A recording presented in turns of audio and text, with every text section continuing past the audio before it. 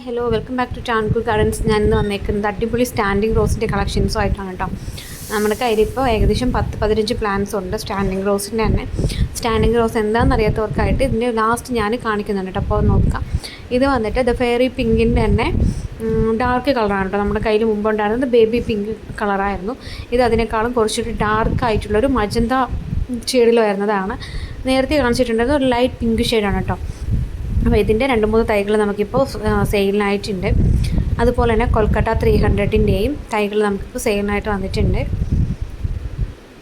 എന്താണ് standing rose അതിൽ അറിയാത്തവർക്കായിട്ട് വീഡിയോയുടെ ലാസ്റ്റ് ഞാൻ സ്റ്റാൻഡിങ് റോസ് കാണിക്കുന്നുണ്ട്. ലാസ്റ്റല്ല, സ്റ്റാൻഡിങ് റോസ് എങ്ങനെയായിരിക്കും, കാരണം ഒത്തിരി പേർക്ക് അറിയത്തുണ്ടാവില്ല. അപ്പോൾ അത് കാണിക്കുന്നുണ്ട്. പിന്നെ അടുത്തതായിട്ട് വരുന്ന ഈ ഒരു വെറൈറ്റിയാണ് കേട്ടോ. ഒരു ലൈറ്റായിട്ടുള്ളൊരു പിങ്ക് ഷെയ്ഡ് വരുന്നതാണ്. ഭയങ്കര ഫ്രാഗ്രൻസ് ആണ് കേട്ടോ. നല്ല ഫ്രാഗ്രൻസ് ഉള്ള റോസാണ്. ഇതിൻ്റെ നമുക്ക് 2 തൈകൾ മാത്രമേ അവൈലബിൾ ആയിട്ടുള്ളൂ. ഏകദേശമൊക്കെ നല്ല എന്താ പറയുക, പെറ്റൽ കൗണ്ട് ആയാലും ഒരു പ്രത്യേക ഭംഗിയാണ് ഈ ഒരു ലൈറ്റ് ബേബി പിങ്ക് ഷെയ്ഡിൽ വരുന്ന ഈ ഒരു റോസ്. അടുത്തായിട്ട് ക്രിംസം റെഡാണ്. ഇതൊരു സെമി ക്ലൈംബറാണ് കേട്ടോ. സെമി ക്ലൈംബറായിട്ടും ബുഷിയായിട്ടൊക്കെ വരുന്നതാണ്. അപ്പം നമുക്ക് ഇതിൻ്റെതും 2 പ്ലാന്റ്സ് നമുക്കിപ്പോൾ സെയിലിനായിട്ട് വന്നിട്ടുണ്ട്. ക്രിംസം റെഡ് എന്നാണ്. അത്യാവശ്യം പടർന്ന് നിന്ന് ഫ്ലവർ ആവുന്ന ടൈപ്പാണ്. സെമി ക്ലൈംബറാണ് കേട്ടോ. ഇപ്പോൾ ആ ഒരു ബ്രാഞ്ച് നിങ്ങൾ കാണുന്നില്ലേ, ആ ഒരു ബ്രാഞ്ചിൽ ഇപ്പോൾ 4-5 പൂക്കൾ വന്നിട്ടുണ്ട്. അടിപൊളിയാണ് കേട്ടോ കാണാനായിട്ട്. ഏകദേശം പക്ക ക്ലൈംബർ എന്ന് പറയാൻ പറ്റത്തില്ല. അപ്പോൾ ഇതിൻ്റെ നമുക്ക് തൈകളുണ്ട്. പിന്നെ നേരത്തെ കാണിച്ച റോസ് തന്നെയാണ്, നല്ല സ്മെല്ലുള്ളതെന്ന് പറഞ്ഞില്ലേ. അതിൻ്റെ പെറ്റൽ അറേഞ്ച്മെൻറ്റ്സ് നിങ്ങൾക്ക് കണ്ടാൽ മനസ്സിലാവും. ഒരു ഭയങ്കരമായിട്ട് നമ്മുടെ പ്ലാന്റ്സൊക്കെ ഈ ഫ്ലവറൊക്കെ ഉണ്ടാക്കുന്നതൊക്കെ ചെയ്യുന്നില്ല, അതുപോലെ ഇങ്ങനെ ഒരു ഈർക്കിലൊക്കെ ഇതിൻ്റെ കൊരുത്ത് വെച്ചേക്കുന്ന പോലെ നല്ല ഭംഗിയാണ് കാണാനായിട്ട്. പിന്നെ നമ്മുടെ ഫെയറി പിങ്ക് നേരത്തെ കാണിച്ചിട്ടുണ്ടായിരുന്നത്.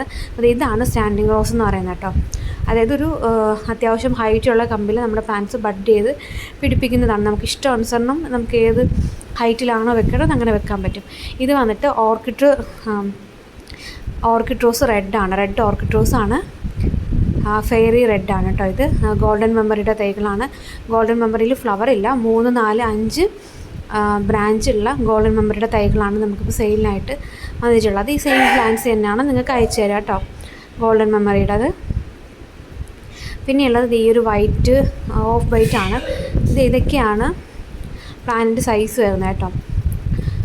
നമ്മൾ വലിയ കാട്ട് റോസിൽ ബഡ് ചെയ്ത് പിടിപ്പിച്ചെടുക്കുന്നതാണ് സ്റ്റാൻഡിങ് റോസ് എന്ന് പറയുന്നത്. ഈ സൈസിലുള്ള പ്ലാന്റ്സ് ആണ് നമുക്കിപ്പോൾ സെയിലിനായിട്ടുള്ളത്. നമുക്കിപ്പോൾ ഫെയറി പിങ്ക് ഉണ്ട്, ക്രിംസം റെഡ് ഉണ്ട്, റെഡ് ഓർക്കിഡ് റോസ് അല്ലെങ്കിൽ ഫെയറി റെഡ് ഉണ്ട്,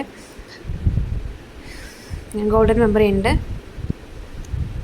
പിന്നെ അത് ഈ ഒരു പിങ്ക് ഷെയ്ഡ്, ഇത് കളർ ചേഞ്ചിങ് ആണ് കേട്ടോ. വൈറ്റിൽ നിന്ന് ഒരു പിങ്കിലോട്ട് മാറുന്നൊരു ടൈപ്പാണ്. കളർ ചേഞ്ചിങ് ആയിട്ട് വരുന്ന റോസാണ് കേട്ടോ. വൈറ്റും ബേബി പിങ്കും വൈറ്റും ഓഫ് വൈറ്റും കൂടെ മിക്സഡ് ആയിട്ട് വരുന്നതാണ് ഈ ഒരു പ്ലാന്റ്. ഇതിൻ്റെയും നല്ല ഹെൽത്തി ആയിട്ടുള്ള നമുക്ക് 2 തൈകൾ മാത്രമേ ഉള്ളൂ കേട്ടോ. മിക്ക പ്ലാന്റ്സും 2-3 തൈകൾ മാത്രമേ സെയിലിനായിട്ട് വന്നിട്ടുള്ളൂ കേട്ടോ. അപ്പോൾ അടിപൊളിയാണ് കാണാനായിട്ട്. നമ്മൾ സാധാരണ നമ്മുടെ റോസൊക്കെ ചട്ടിയിൽ നിന്ന് കുറച്ച് ഹൈറ്റിലൊക്കെ വളരുള്ളൂ. പക്ഷേ ഇത് നല്ല നമുക്കെന്താ ഒരു നല്ല ഹൈറ്റിൽ വന്നിട്ടാണ്. നമ്മളിപ്പോൾ റോസാ മരം എന്നൊക്കെ പറയില്ലേ, ട്രീ റോസ്, അങ്ങനെ തന്നെ നമുക്ക് കണക്ക് കൂട്ടാൻ പറ്റുന്ന പ്ലാന്റ്സ് വേണ്ടത് വാട്സപ്പ് ചെയ്യാം കേട്ടോ. Thank you.